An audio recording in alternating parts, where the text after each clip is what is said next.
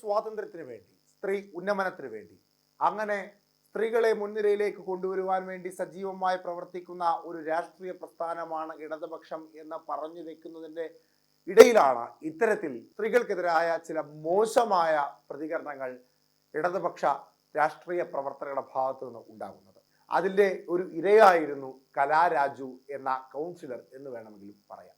കേരളത്തിലെ രാഷ്ട്രീയ സംവിധാനങ്ങളെ സംബന്ധിച്ച സ്ത്രീകൾക്കെതിരായുള്ള അതിക്രമത്തെ, സ്ത്രീകൾക്കെതിരായുള്ള അക്രമത്തെ രാഷ്ട്രീയ ജാതി മത വർഗത്തിനപ്പുറം നിന്നുകൊണ്ട് പ്രതികരിക്കുന്ന ഒരു ശൈലി ഇവിടുത്തെ രാഷ്ട്രീയ പ്രസ്ഥാനങ്ങൾക്കുണ്ട്. എന്നാൽ ഇടതുപക്ഷത്തിന്റെ ഭാഗത്ത് നിന്ന്, ഇടതുപക്ഷ നേതാക്കന്മാരുടെ ഭാഗത്ത് നിന്ന് ഉണ്ടായ മോശമായ ഒരു രീതി അത് തീർത്തും തെറ്റായ തന്നെയാണ്. അവിശ്വാസ പ്രമേയത്തിൽ ഇടതുപക്ഷത്തിന്റെ ഭാഗത്ത് നിന്ന് മാറി ചിന്തിക്കുമെന്ന ഒരു തോന്നലിന് പുറത്ത് ഒരു സ്ത്രീയോട് ഇത്തരത്തിലല്ല പ്രതികരിക്കേണ്ടത്.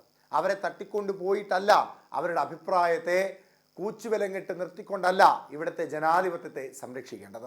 അവിശ്വാസ പ്രമേയത്തിൽ പങ്കെടുക്കാനാണ് അവർ വന്നത്. പ്രമേയത്തിൽ നിന്നും മാറി നിൽക്കണമെന്ന് പാർട്ടി കലാരാജുവിനോട് ആവശ്യപ്പെട്ടിരുന്നില്ല. എതിർപ്പുണ്ടാകുമെന്ന് പ്രതീക്ഷിച്ചു. എന്നാൽ ഇതുപോലെ ഉണ്ടാകുമെന്ന് പ്രതീക്ഷിച്ചില്ല. അതിൻ്റെ ആഘാതമാണ് ഇപ്പോഴും. എൻ്റേതായ നിലപാടുകളുള്ള ആളാണ് ഞാൻ. 25 വർഷമായി CPM പാർട്ടിയിലുണ്ട്. എൻ്റെ നിലപാട് വ്യക്തമാക്കിയപ്പോഴാണ് എതിർപ്പുകൾ ഉയർന്നത്.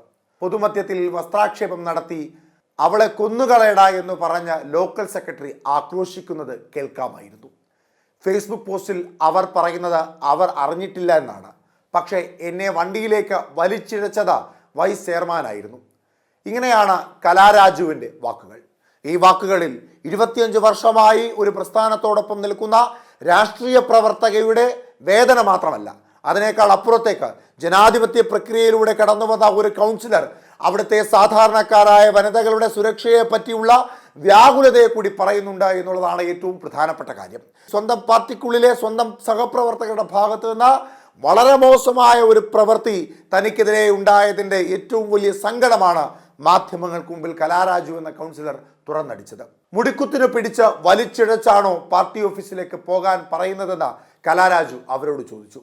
ഒരു സ്ത്രീയോടും ഇങ്ങനെയൊന്നും ചെയ്യാൻ പാടില്ല. LDF ഭരണസമിതിക്കെതിരെ ഇന്നലെ അവിശ്വാസം ചർച്ചയ്ക്ക് എടുക്കാനിരിക്കെയാണ് നാടകീയ കടത്തിക്കൊണ്ടുപോകലും സംഘർഷാവസ്ഥയും ഉടലെടുത്തത്. പോലീസ് നോക്കിയിരിക്കുകയായിരുന്നു സംഭവം. UDFന് അനുകൂലമായി വോട്ട് ചെയ്യുമെന്ന സംശയത്തെ തുടർന്ന് LDF കൗൺസിലർ കലാരാജുവിനെ CPM പ്രവർത്തകർ കടത്തിക്കൊണ്ടുപോയത്. മണിക്കൂറുകൾക്ക് ശേഷം CPM ഓഫീസിൽ നിന്നാണ് കൗൺസിലർ കലാരാജു പുറത്തു വന്നത്. കൂത്താട്ടുകുളം നഗരസഭാധ്യക്ഷ വിജയശിവൻ, വൈസ് ചെയർമാൻ സണ്ണി കുര്യാക്കോസ് എന്നിവർക്കെതിരെ UDF നൽകിയ അവിശ്വാസ പ്രമേയമാണ് ചർച്ച ചെയ്യാൻ ഇരുന്നത്. ഹൈക്കോടതി ഉത്തരവിൻ്റെ അടിസ്ഥാനത്തിൽ UDF കൗൺസിലർമാർക്ക് പോലീസ് പ്രത്യേക സുരക്ഷ ഒരുക്കിയെങ്കിലും സംഘർഷത്തിൽ കലാശിക്കുകയായിരുന്നു.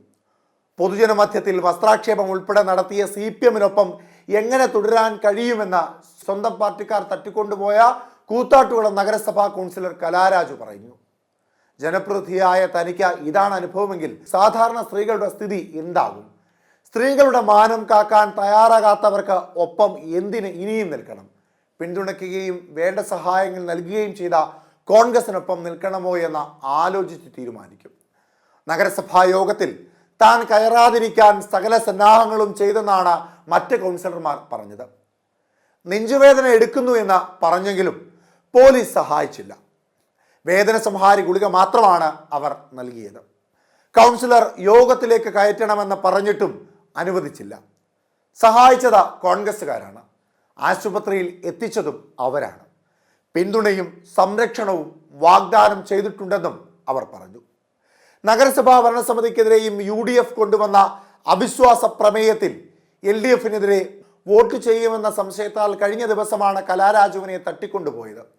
എറണാകുളം കടവന്ത്ര ഇന്ദിരാഗാന്ധി സഹകരണ ആശുപത്രിയിൽ ചികിത്സയിൽ കഴിയുന്ന കലാരാജുവിൻ്റെ ആരോഗ്യനില മെച്ചപ്പെട്ടു. കലാരാജുവിനെ കോൺഗ്രസ് നേതാക്കൾ സന്ദർശിച്ചു. എന്നാൽ കലാരാജുവിനെ തട്ടിക്കൊണ്ടുപോയതുമായി ബന്ധപ്പെട്ട് നഗരസഭയ്ക്ക് മുന്നിലുണ്ടായ സംഘർഷത്തിൽ MLA അനൂപ് ജേക്കബ്, നഗരസഭാ പ്രതിപക്ഷ നേതാവ് പ്രിൻസ് പോൾ ഉൾപ്പെടെ 45 UDFക്കാർക്കെതിരെ പോലീസ് കേസെടുത്തു. തട്ടിക്കൊണ്ടുപോയെന്ന പരാതിയിൽ 45 LDFക്കാർക്കെതിരെ കഴിഞ്ഞ ദിവസം കേസെടുത്തിരുന്നു. സംഭവത്തിൽ വീഴ്ച വരുത്തിയതിന് DYSPയോട് റൂറൽ പോലീസ് സൂപ്രണ്ട് വിശദീകരണം തേടി. അതേസമയം കലാരാജുവിനെ തട്ടിക്കൊണ്ടുപോയത് കോൺഗ്രസുകാരാണെന്ന് CPM ജില്ലാ സെക്രട്ടറി CN മോഹൻ പറഞ്ഞു. അവിശ്വാസ പ്രമേയത്തിന് 4 ദിവസം മുമ്പ് കലയെ കാണാതായതാണെന്ന്, ഈ ദിവസങ്ങളിൽ കല എവിടെയായിരുന്നുവെന്ന് അന്വേഷിക്കണമെന്നും അവർ പറഞ്ഞു. എന്തായാലും ഇതൊരു രാഷ്ട്രീയ പ്രവർത്തനത്തിന്റെ ഭാഗമല്ല, ഇത് തികച്ചും ഒരു അനീതിയാണ്. ഒരു സ്ത്രീയെ വസ്ത്രാക്ഷേപം നടത്തി കൊന്നുകളയണമെന്ന് പറഞ്ഞിട്ടുണ്ടെങ്കിൽ അത് ഒരു ക്രിമിനൽ കുറ്റം തന്നെയാണ് എന്ന ബോധ്യം ഇടതുപക്ഷ നേതാക്കന്മാർക്ക് ഉണ്ടാകണം. ഇത് കേരളമാണ്. ജനം പ്രതികരിച്ചാൽ ആ പ്രതികരണത്തെ ചെറുത്തു തോൽപ്പിക്കുവാനുള്ള കരുത്ത് കേരളത്തിലെ ഒരു രാഷ്ട്രീയ പ്രസ്ഥാനത്തിനുമില്ല എന്ന ബോധവും ഉണ്ടാകണം.